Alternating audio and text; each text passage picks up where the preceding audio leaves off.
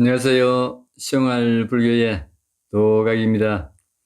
우리 불자님들 잘 계십니까? 요즘 날씨가 여름 같습니다.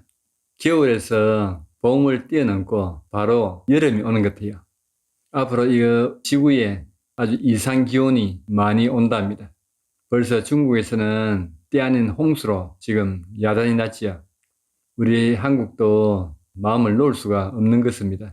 이럴 때일수록 마음을 단단히 가지시고 또 환절기입니다. 건강 잘 챙기시기 바랍니다. 우리 불자님들 기도 열심히 하시는 분은 참 열심히 합니다. 아주 정법으로 배우셔가지고 관음기도를 하든 지장기도를 하든 열심히 하시는데 어떤 분들은 어디서 배웠는지 이상한 신앙생활을 갖다가 하셔가지고 한 번씩 오십니다. 오시면은 절에 오자마자 산신각부터 먼저 갑니다. 산신각에서 예를 올리고 관음전으로 이래 가시는 걸 보거든요. 그러면 제가 묻습니다. 보살님 어디 절에 다니십니까? 물어보면은 절은 안 다니고 보살님 집에 다니다 왔다 그래요. 그런 분들은 특징이 있습니다. 항상 절을 찾으면은 산신각부터 먼저 가요. 초도 대웅전 부처님 전에는 초를 갖다 가는 초를 올리고 산신각에는 굵은 초를 올립니다. 산신이 부처님보다 더 위에 있어요.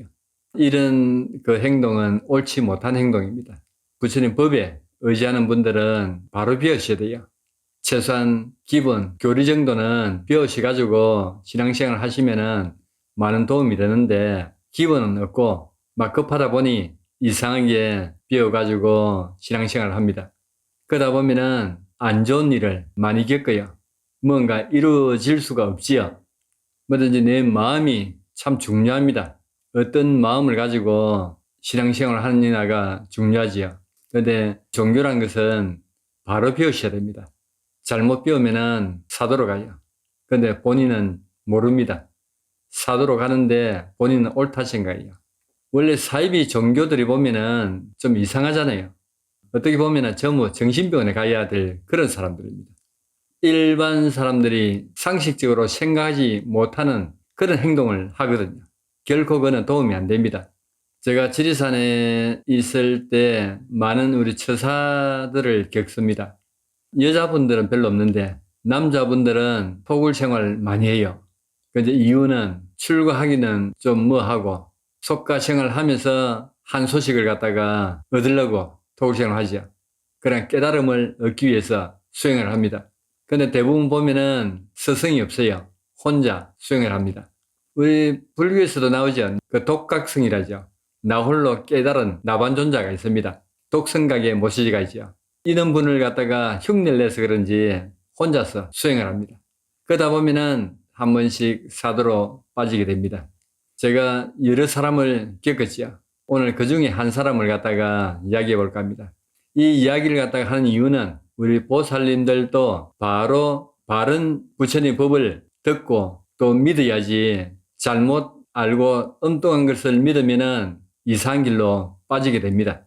그래서 참고하시라고 오늘 이야기를 합니다. 우리 보살님들은 뭐 그렇게 많이 사도로 막 빠져서 그러니까 이상한 그런 사람이 되는 거는 좀 드문데 특히 우리 처사들은 헷가닥하는 그런 헷가닥한다 우리 경상도 말로 약간 정신적으로 조금 이상해진다는 뜻이죠. 이렇게 가는 경우가 종종 있습니다. 그래서 기도를 할 때는 항상 무언가에 부딪혔을 때 내가 그것을 물어볼 수 있는 선지식이 있어야 됩니다. 선지식이라면은 항상 이 신앙을 가지고 가면 많은 것을 알고 느낀 그런 분들을 갖다가 선지식이라죠. 아주 유명하신 분도 많습니다. 속가에 계신 분도 많고 또 스님들도 많이 또 있죠. 근데 꼭 한 사람 정도는 물어볼 수 있는 그런 선지식이 있어야 됩니다. 근데 우리 처자들은 또 자존심이 있어가지고 남도 물어보는 걸 참 또 안 좋아해요. 그러다 보면은 낭패를 당하기도 합니다.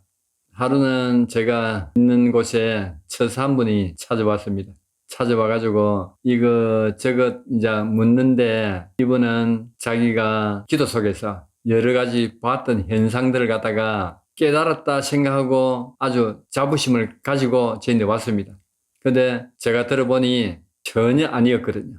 헛생각에서 헛것을 보고 그 마음이 사로잡혀 가지고 도인이 됐냐 상에 사로잡히가 있습니다. 그런 경우도 있고 또 한 분은 자기 몸을 자해를 하는 그런 처사도 있습니다. 홀로 수행하는데 이 마구니들이 많이 옵니다. 조그만 마음을 놓으면은 마음을 헤집고 들어오죠. 들어와서 속삭이듯이 방해를 합니다. 대부분 거기에 넘어가게 돼 있어요.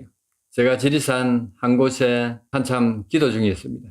밤에 기도를 마치고 12시쯤 돼서 잠을 자려고 누웠습니다. 그때 밖에서 문을 두드리는 소리가 쿵쿵쿵 막 나기 시작했습니다. 문을 두드리는데 한두 번도 안 두드리고 계속 두드려요. 근데 깊은 산속에 밖에서 문을 두드릴 때는 야밤에 무슨 생각도 확 듭니다. 짐승은 안 그러거든요. 짐승은 사람을 해치지 않습니다. 자기를 갖다가 해칠 그런 기운을 안 느끼면 절대 안 해치요. 근데 밤에 사람이 무섭거든요. 그래서 문을 열고 보니 공양간 문에 유리창에 그림자가 비쳤습니다. 그 그림자를 보니 키가 크고 큰 짝대기를 들고 서가 있습니다. 옷을 뭘 입었냐면은 달빛에 비치는데 왜 시장에 가면은 겨울에 그 있는 그 큰 그 돗바 있잖아요. 돗바, 그 모자 달린 그 털옷을 입고 모자를 썼어요. 안 그래도 사람이 큰 데다가 그 털옷을 입고 모자를 쓰고 큰 지팡이를 들고 있으니까네 얼마나 밤에 겁이 나겠습니까? 그러고는 꼼짝도 안 하고 서가 있어요. 저도 굉장히 놀랬지요. 달밤에 사람이 문을 두드리고 대답도 없이 서가 있으니까 몇 번이고 제가 물었습니다. 누구냐고. 아무런 대답을 안 해요. 그래서 문을 열자니 제가 감당을 못할 것 같고 또 문을 안 열자니 문에 딱 붙어 서가 있고 아주 이게 어떻게 해야 될지 몰랐습니다. 그래서 용기를 냈죠.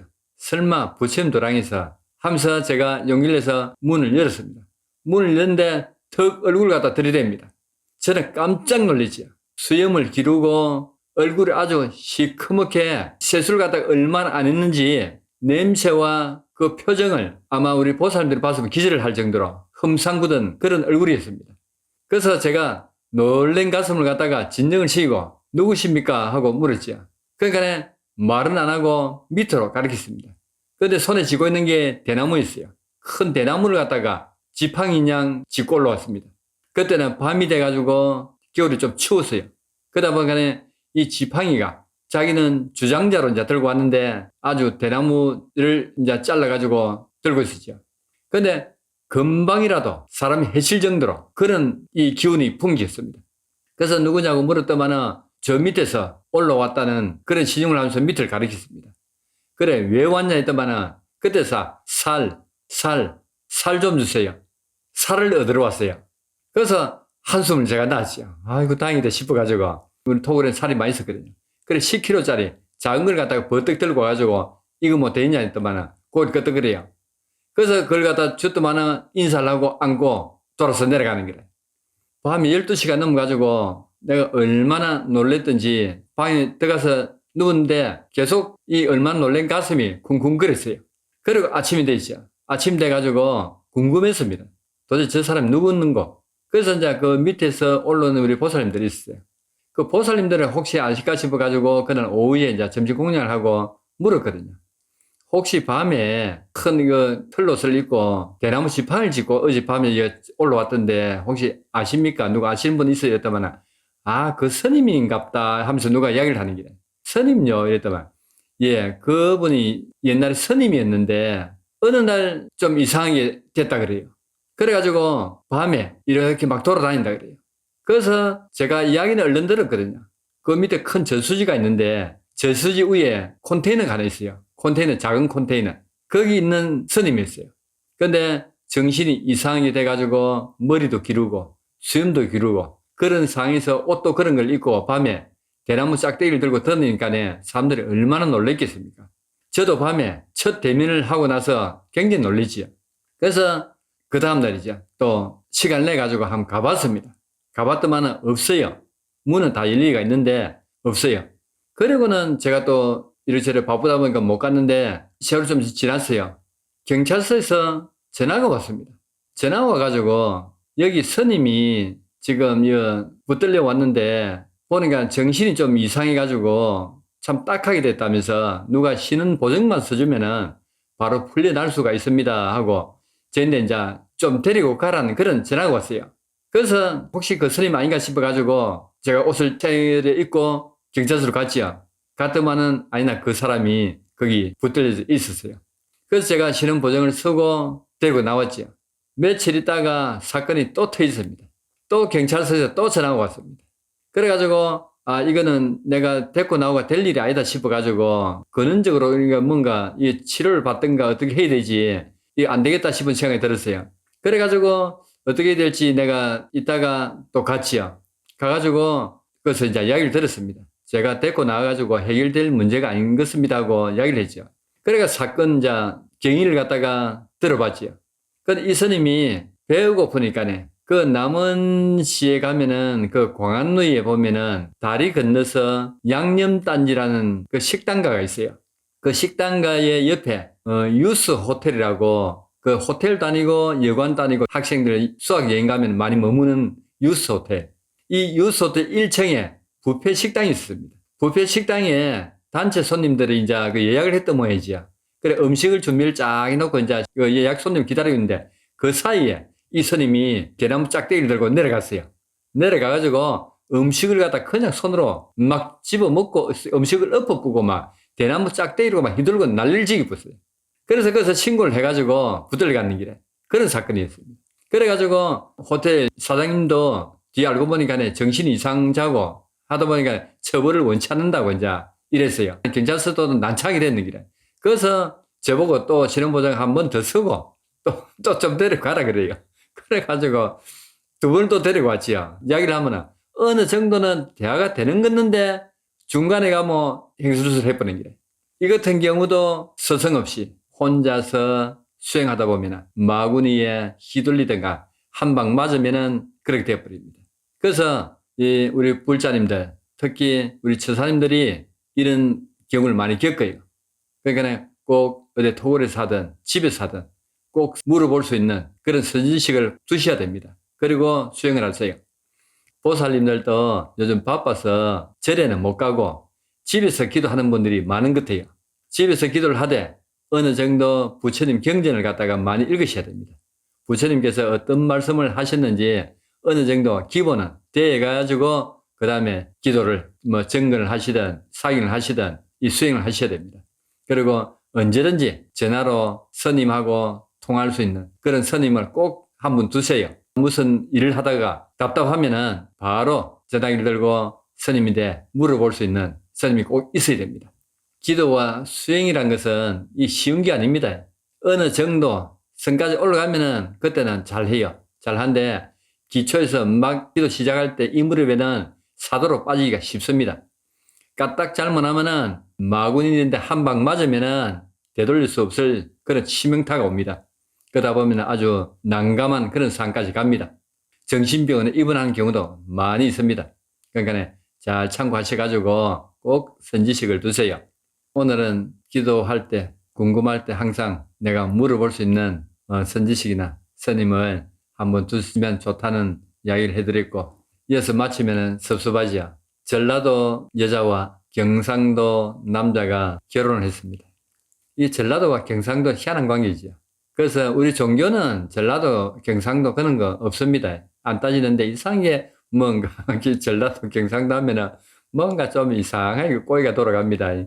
그래서 두 사람이 결혼을 딱 했는데 다른 건 잘 맞아요. 잘 맞고 한참 잘 살다가 어느 날 여름에 날씨도 덥고 입맛도 없고 해가지고 아내가 감자를 좀 삶을까요 하고 이야기합니다. 그 신랑이 아이고 감자 좋지 우리 밥맛없는데 우리 감자 삶아가 먹읍시다. 맛있게 한번 삶아보시오. 그래서 아내가 감자를 딱 삶아가지고 설탕하고 가져옵니다. 여보 당신 좋아하는 감자 잘 삶았으니까 드세요. 신랑이 감자 껍데기를 싹 까가지고 턱 찍어가지고 먹습니다. 이거 소금이 아니고 설탕인데 소금을 줘야지 왜 설탕을 줘요? 그러자 아내가 아니 감자를 갖다가 설탕에 찍어 먹지 소금에 찍어 먹는 사람이 어디 있어요? 아니 감자를 소금에 찍어 먹지 설탕에 찍어 먹는 그런 법이 어디 있어요? 이러니까 이게 이제 옥신각신 이제 다툼이 일어납니다. 참 살다가 별꼴 다 보네. 감자를 갖다가 소금에 찍어 먹는 사람이 어디 있다요? 안 좋은 말이 나옵니다. 그러자 부부지간에 절대로 금기시해야 될 말까지 나오죠. 당신 부모가 어떻고 당신 오빠가 어떻고 막 집안 이야기가 막 나옵니다. 그러자 서로가 못할 말 할 말 다 하다 보니 열이 팍 머리끝까지 솟습니다. 아, 못 살겠다. 우리 이혼합시다. 이혼해요. 둘이가 막 열이 나가지고 그 다음날 바로 막 이혼 법정에 갔습니다. 이혼 법정에 판사 앞에서 섰거든요. 판사가 꼭 이혼을 해야 되겠습니까? 하고 묻지요. 그러자 아내가 판사님, 세상에 감자를 갖다가 소금에 찍어 먹는 사람이 어디 있어요? 저런 사람하고 내가 어떻게 살아요? 하거든. 그러자 옆에 있던 남편이 판사님 제 말 들어보세요. 제가 이때까지 살면서 감자를 갖다가 설탕에 찍어 먹는 거는 제가 처음 들었고, 네, 처음 먹어봤습니다. 감자를 설탕에 찍어 먹어요. 그러자 판사가 두 사람 말을 가만히 듣고 있다가 하는 말이 참 내가 판결을 참 많이 했지만은 오늘같이 이렇게 어려운 판결은 또 처음 해보네. 아니, 우리 강원도에서는 감자를 고추장에 찍어 먹는데 이걸 어떻게 판결해야 되노? 예, 우리 불자님들 말 한마디 참 중요하지요. 우리 이 좁은 땅에서도 각 지방마다 다 틀립니다. 문화가 틀려요. 어느 지방에서는 어떤 음식을 먹고 어느 지방에서는 음식을 또 안 먹고 특히 제사가 그렇죠. 제사는 지방마다 문중마다 가정마다 다 틀립니다. 그래서 너무 제사상에 밤나라 대추나라 하지 마라 그러죠. 그러니까 문화에 대해서도 좀 알 필요가 있습니다. 모르는 것은 물어서 잘 이해하면 되는데 참을성이 없어요. 그러다 보니까 있는 말 없는 말 나오다 보면 걷기야 이혼까지 가는 일이 생깁니다. 우리 불자님들은 아주 지혜로워서 이런 일 안 생기겠죠. 오늘은 이게 종교생활을 하면서 답답할 때 절에 안 가시더라도 집에서 기도할 때 내가 뭔가 답답할 때 물어볼 수 있는 그런 사람이 꼭 한 사람 두시라는 그런 이야기를 해봤습니다. 우리 불자님들 모두 건강하시고 다음에 또 뵙겠습니다.